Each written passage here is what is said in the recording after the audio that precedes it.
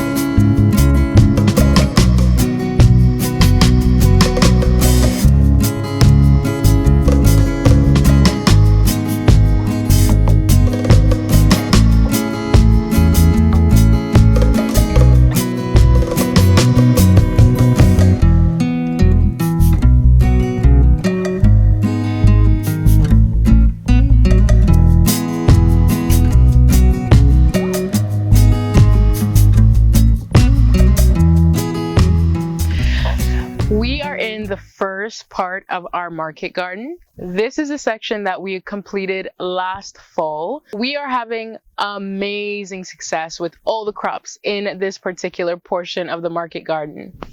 Behind me directly is our jungle of garlic. These guys are planted a little bit too close together.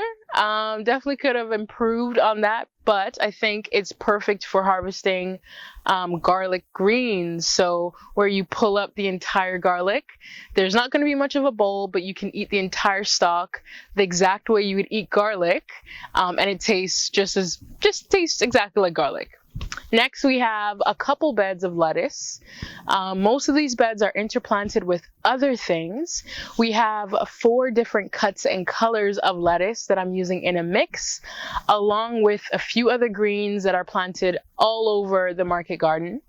These are the only ones that haven't bolted in the crazy heat that we've been having. But there's a heat wave coming, so I don't know how much longer we're going to be harvesting salad. But nevertheless, we've been cutting the outer leaves off of these plants, which I believe has kept them from bolting, but we will find out this week. And I've interplanted this first bed with shallots, the second bed with carrots and radishes, and then the third bed, which we're growing just for head lettuce, with onions that we will be using for ourselves for storage. And in our last bed, we have carrots. So this is just a plethora of different varieties. We are going to be growing a rainbow blend of carrots for sale. On the edge of this particular market garden, all of our gardens actually are surrounded by flowers. On the edge of this particular one, we have foxgloves, cosmos, and yarrow. So we'll be using some of them for cut flowers and others just for decoration.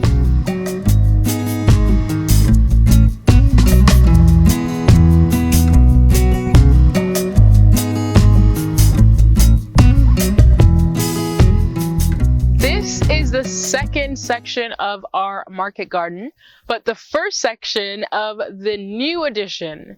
So just a couple months ago, we prepared these beds. We laid cardboard down, then various types of manure.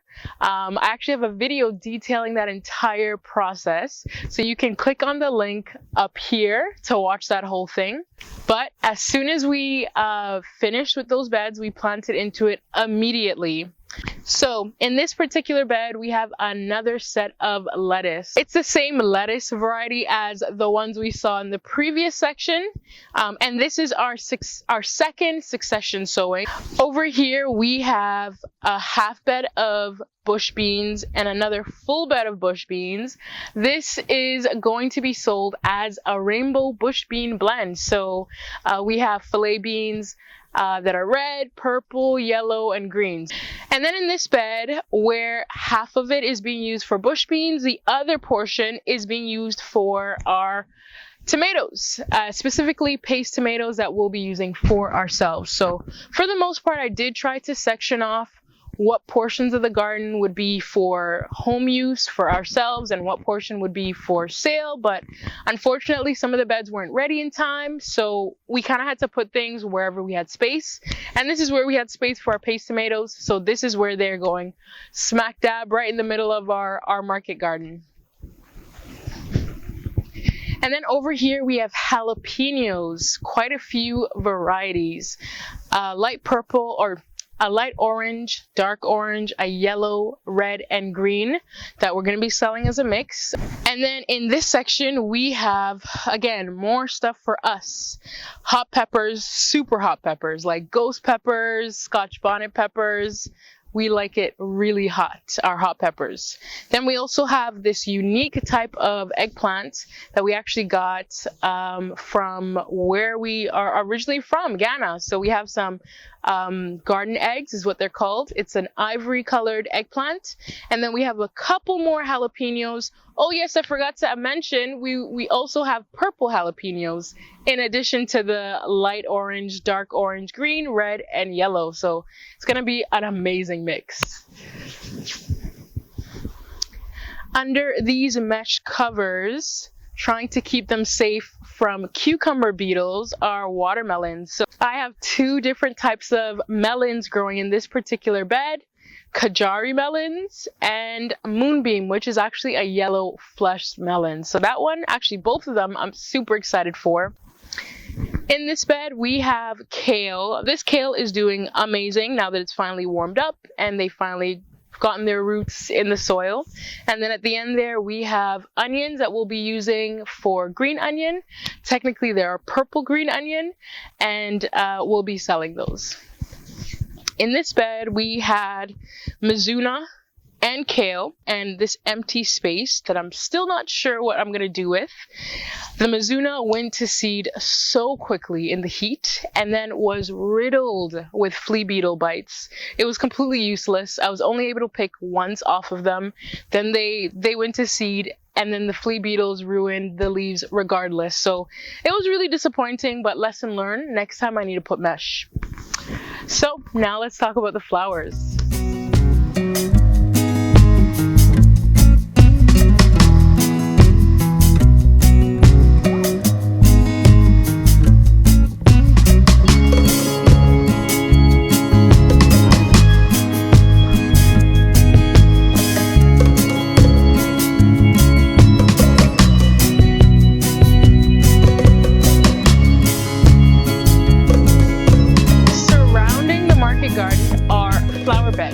So in addition to selling produce, we also grow and sell cut flowers. So we have quite a few. One of the things that I learned this year already is that definitely on this micro scale, you definitely want to focus a lot more than I have. And you'll see I'm kind of growing a little bit of everything. And that's because I wanted to just get a feel for what my style was in terms of design, what I liked, colors I liked, and I didn't want to make any assumptions for myself. I kind of have an idea of what I will like and what my style will be, but I didn't want to assume, like I said. So I did grow quite a bit of variety and diversity, and you'll see that here. Starting from this first market garden, this first section of the market garden is our dahlias. So all along here, we have quite a few varieties of dahlias. We have dahlias started from seed and dahlias grown from tubers. And then over here, we have sunflowers. So we have 3 varieties of sunflowers, a few branching ones like Autumn Beauty and Soraya. And then we have one pro cut, which is a classic cut flower sunflower, white light. So this is actually the only pro cut I'm growing, and just because the color, the white color. So I'm super excited for those if the grasshoppers don't get to them first. So we'll see. I started these guys from seed indoors just to give them a head start and also to get an early harvest. So in this second section here, I will be doing direct sowing. So that will be my second succession for the sunflowers. I'll also be doing a second succession of zinnias in this smaller portion. I grow in small batches because it's just easier for me to manage. Then we have emerald tassels. We have quite a few different amaranths that I'm growing. We have emerald tassels here, which is being ravaged by grasshoppers. I'm going to be putting a net over these guys tomorrow because they're way too small for this kind of damage. And then we also have a couple varieties of Rudbeckia. I have the classic Black-Eyed Susan, and then I have Indian Summer, as well as one that I got from the nursery, Prairie Sun. And then next we have Celosia. So I'm growing Pompous Plume Celosia.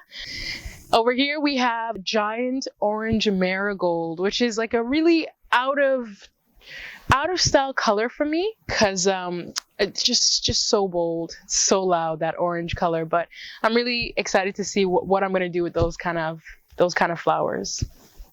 Moving on, this entire section is zinnias. I am growing Benary's Giant Mix, of course, classic.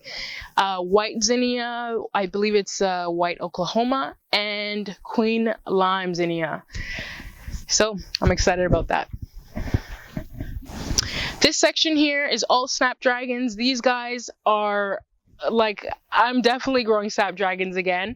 0 pest damage, 0 issues, the cold hardy.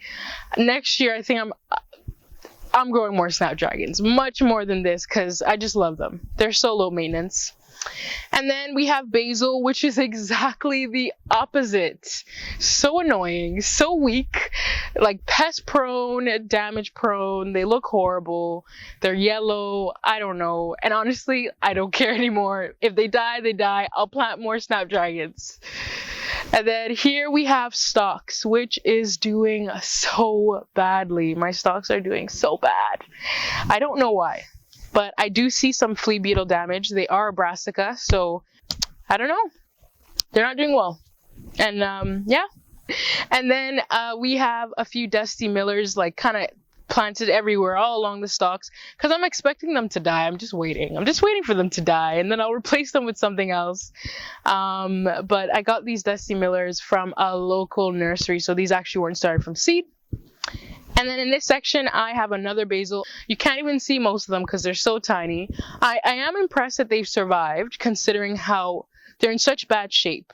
Like they were sunburned and then insect ridden, and they're still pushing through. So maybe these guys are gonna prove me wrong about basil in general. And then I have a section of China asters. These guys really surprised me. I expected great things from them, but they are being eaten by everything. And then we have honeywort or Cerenth, another one that's super low maintenance, very little pest damage. Definitely growing more of those. Some eucalyptus that I purchased from a local nursery because seed was impossible to find this year. Salvia that's doing pretty well. This is a first year flowering salvia. Chamomile. And then we have Frosted Explosion that I'll be using as filler. Gomphrena. Didiscus, so this is a lace flower. It's a blue variety. And some more Rudbeckia. So this particular one is Sahara. And then over here, I did direct sow some Bupleurum.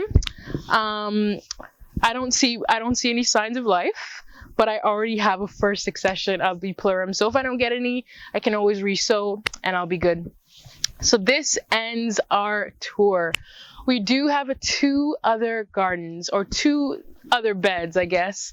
Most of the stuff in those beds are what we're growing for ourselves. But I'm really excited to get to update you guys on this, especially because the last time we were here, there was nothing here at all. I cannot wait for next month's update. Everything is going to be blooming. Hopefully the grasshoppers would not have eaten everything. So you guys stay tuned. Subscribe to our channel if you aren't already.